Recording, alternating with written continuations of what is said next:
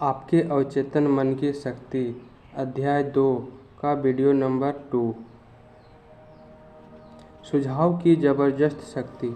हमने अब तक जिन बातों पर विचार किया है उनसे आप देख सकते हैं कि आपका चेतन मन द्वारपाल की तरह है। इसका एक बहुत महत्वपूर्ण कार्य गलत सुझावों से आपके अवचेतन मन की रक्षा करना है।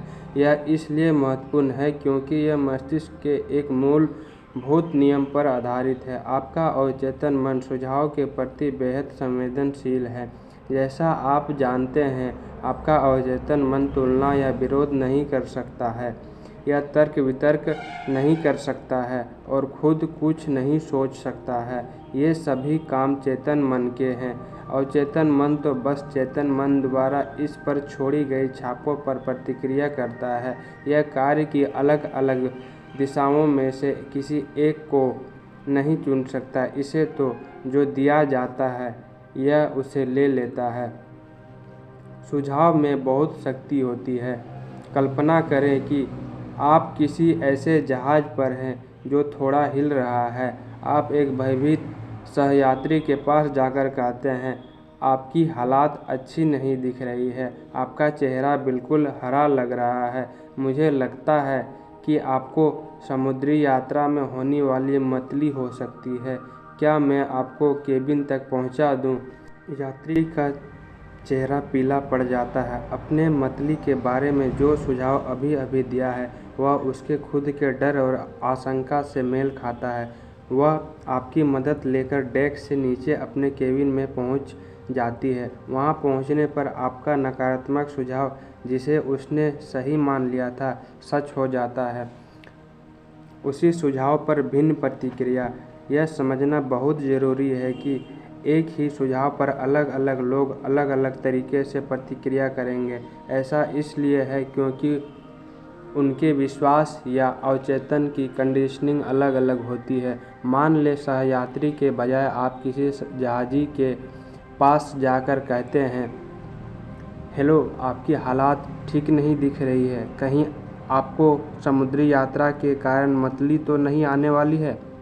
यह जहाजी के मिजाज पर निर्भर करता है कि वह आपके लचर मजाक पर हंसे या आपको वहां से दफा होने को कह दे। आपके सुझाव का उस पर कोई असर नहीं हुआ क्योंकि उसके मन में यह विश्वास है कि समुद्री यात्रा में उसे कभी मतली नहीं हो सकती। इस कारण उसे जरा भी डर या चिंता महसूस नहीं होगी। उल्टे आत्मविश्वास सामने आएगा। डिक्शनरी आपको बता देगी कि सुझाव सजेशन किसी चीज़ को किसी के मस्तिष्क में डालने का काम है। यह वह मानसिक प्रक्रिया है जिससे सुझाया गया विचार स्वीकार किया जाता है या कार्य रूप में परिणत होता है। याद रहे, कोई भी सुझाव चेतन मन की इच्छा के बिना अवचेतन मन पर छाप नहीं छोड़ सकता। आपके चेतन मन में उस सुझाव को अस्वीकार करने की शक्ति होती है। जहाजी को समुद्री यात्रा के कारण मतली का कोई डर नहीं होता। उसे पूरा भरोसा था कि वह इससे सुरक्षित है, इसलिए नकारात्मक सुझाव में उसे डराने की शक्ति नहीं थी।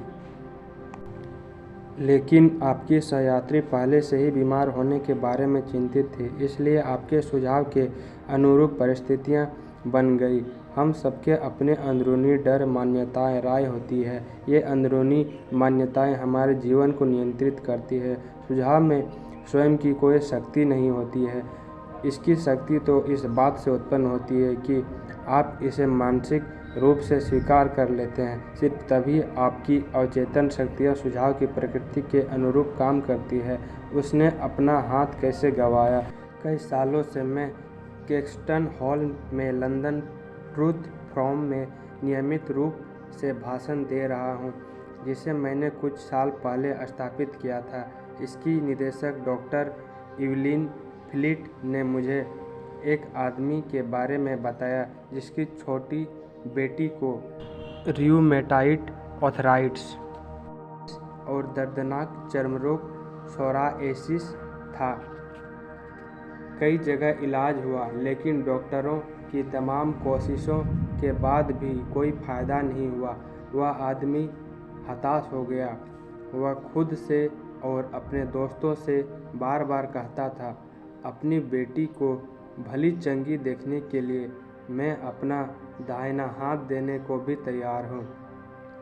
डॉक्टर फ्लीट के अनुसार एक दिन परिवार सैर सपाटे पर गया। कार की दुर्घटना हो गई और पिता का दाहिना हाथ कंधे से अलग हो गया। अस्पताल से घर लौटने पर उसने पाया कि उसकी बेटी का आर्थराइटिस और चर्मरोग बिल्कुल ठीक हो चुका था। आपको बहुत सतर्क रहना होगा कि आप अचेतन मन को सिर्फ वही सुझाव दे जो सही तरीके से उपचार करे, वरदान दे, ऊपर उठाएं और प्रेरित करें। याद रखें, आपका अवचेतन मन मजाक नहीं समझता है, यह तो आपके आदेश का शब्दशः पालन करता है। आत्म सुझाव ने डर को किस तरह भगाया? आत्म सुझाव सेल्फ सजेशन का मतलब है खुद को किसी निश्चित और विशिष्ट बात का सुझाव देना। हर साधन की तरह इसके भी गलत प्रयोग से नुकसान हो सकता है, लेकिन सही तरीके से इस्तेमाल करने पर यह बहुत उपयोगी बन सकता है। जेनेट आर एक प्रतिभावान युवा गायिका थी। उसे ओपेरा प्रोडक्शन में एक महत्वपूर्ण भूमिका के ऑडिशन के लिए जाना था।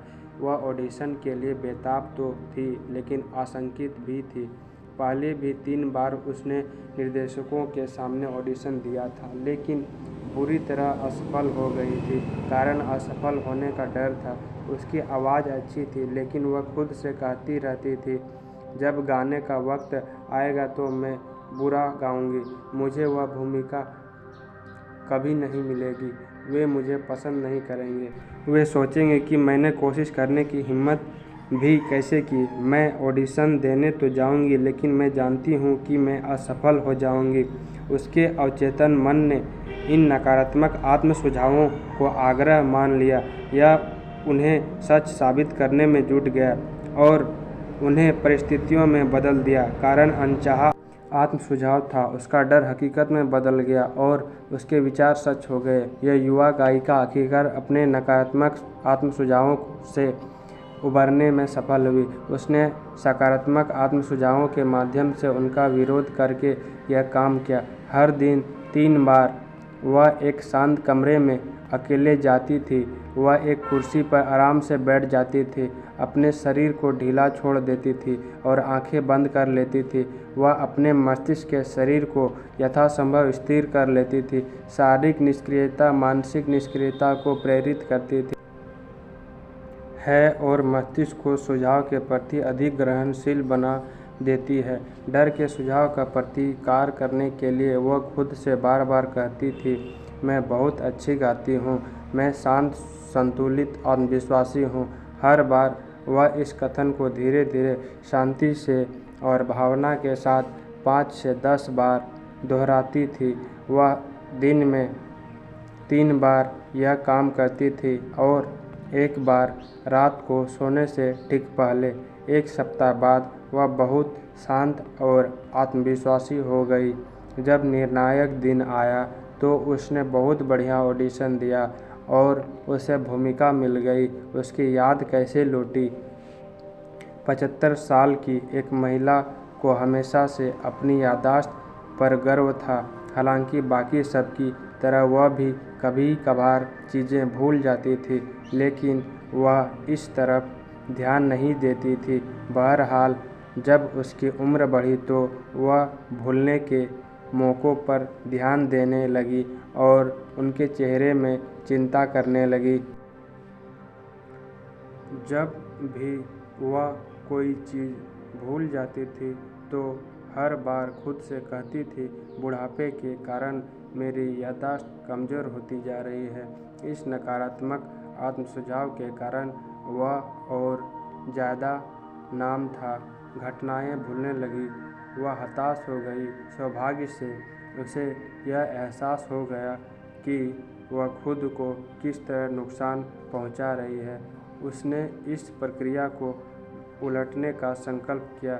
जब भी वह सोचने लगती थी, मेरी याददाश्त कमज़ोर होती जा रही है, तो वह रुक जाती थी।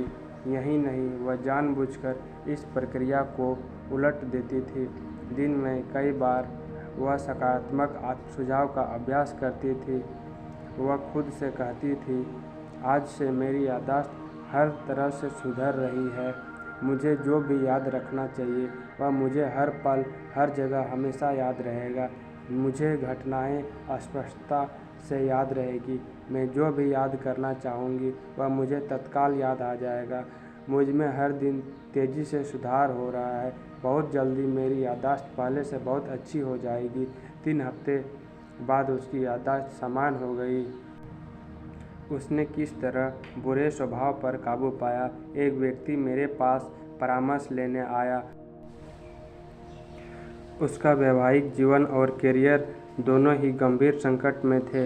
ह्यू डी की समस्या यह थी कि वह बहुत चिड़चिड़ा और गुस्सैल था। वह इसके बारे में खुद चिंतित था, लेकिन अगर कोई दूसरा इस बारे में उससे बात करने की कोशिश करता था तो वह आग बबूला हो उठता था। वह खुद से बार बार कहता था कि सब लोग उसे सता रहे थे और उसे उनसे अपनी रक्षा करनी थी। इस नकारात्मक आत्म-सुझाव को दूर करने के लिए मैंने उसे सकारात्मक आत्म-सुझाव का प्रयोग करने की सलाह दी। दिन में कई बार सुबह, दोपहर और रात को सोने से पहले उसे खुद से बार बार यह कहना था, आगे से मैं ज़्यादा अच्छे स्वभाव का बनूंगा। अब मेरी सामान्य मनोदशा खुशी, सुख और खुश मिजाजी की हो रही है। हर दिन मैं अधिक प्रेम करने काबिल और समझदार बन रहा हूँ। मैं अपने आसपास के सभी लोगों के लिए आनंद और सद्भावना का केंद्र रहूँगा तथा अपने अच्छे व्यवहार से उन्हें खुश कर दूँगा। यह सुखद खुशनुमा स्वभाव अब मेरी सामान्य सहज मानसिक स्थिति बन रही है। मैं एहसानमंद हूँ। 1 महीने बाद उसकी पत्नी और सहकर्मी कहने लगी कि अब उसके साथ रहना बहुत अच्छा हो गया है। बाहरी सुझाव पर कुछ टिप्पणियाँ। बाहरी सुझाव का मतलब है किसी दूसरे व्यक्ति के सुझाव। सभी युगों और दुनिया के हर हिस्से में सुझाव की शक्ति ने मानव जाति के जीवन में प्रमुख भूमिका निभाई है। राजनीतिक मान्यताएं, धार्मिक आस्थाएं और सांस्कृतिक परंपराएं बाहरी सुझाव की शक्ति की बदौलत ही फलती-फूलती और कायम रहती है। सुझाव का प्रयोग स्वयं को अनुशासित और नियंत्रित करने के साधन के रूप में किया जा सकता है। इसका प्रयोग दूसरों पर नियंत्रण करने के लिए भी किया जा सकता है, जिन्हें मस्तिष्क के नियमों की समझ नहीं है। सृजनात्मक रूप में यह अद्भुत और बेहतरीन है। नकारात्मक रूप में यह मस्तिष्क की प्रतिक्रिया के सभी प्रतिमानों में सबसे विध्वंसात्मक है। इसके परिणाम दुख, असफलता, कष्ट, बीमारी और तबाही हो सकते हैं।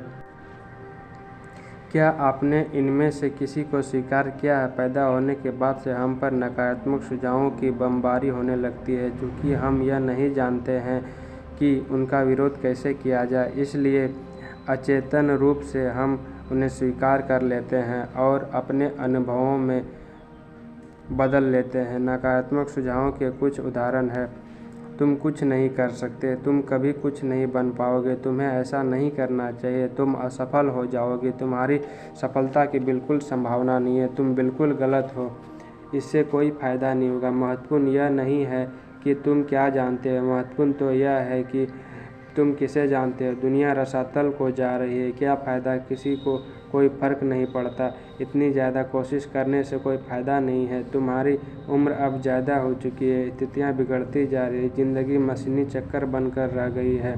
प्रेम सिर्फ पक्षियों के लिए है, तुम कभी नहीं जीत सकते। सावधान रहना, तुम्हें भयंकर बीमारी हो सकती है, कोई भी भरोसे के काबिल नहीं है।